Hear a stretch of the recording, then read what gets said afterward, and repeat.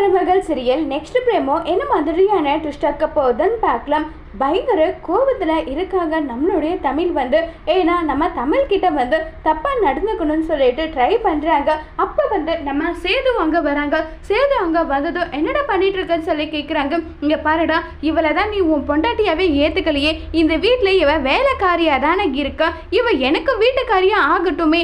ஏன்னா இந்த வீட்டு வேலைக்காரியை நான் கல்யாணம் பண்ணதுக்கான காரணமே இவ தான். இவ மட்டும் இல்லைனா எனக்கு பிடிச்ச பொண்ணை கல்யாணம் பண்ணிட்டு வசதி வாய்ப்போட நான் சந்தோஷமாக இருந்திருப்பேன். ஆனால் இவளால தான் நான் அந்த வேலைக்காரியோட கழுத்திலேயே தாலி கட்டினேன்னெல்லாம் சொல்லி ரொம்பவே கோபப்படுறாங்க. உடனே சேது, இங்கே பாரு, ஒழுங்கு மரியாதை அவளை விட்டுடு. என்னதான் இருந்தாலும் அவள் என்னுடைய மனைவி. நாங்கள் ஏதோ பிரிஞ்சிருக்கோன்றதுக்காக நீ அவகிட்ட தப்பாக நடந்துப்பியா? ஒழுங்கா விடுடான்னு சொல்லி ரொம்பவே கோபப்படுறாங்க. உடனே சேது கிட்ட போதும் வாயை மூடுடா, இவ எப்படிப்பட்டவன்றது எல்லாம் உனக்கு தெரியும் தானே, தெரிஞ்சுக்கிட்ட நீ இப்படி எல்லாம் நடந்துக்கிறியன்னு சொல்லிட்டு ரொம்பவே கோபப்படுறாங்க.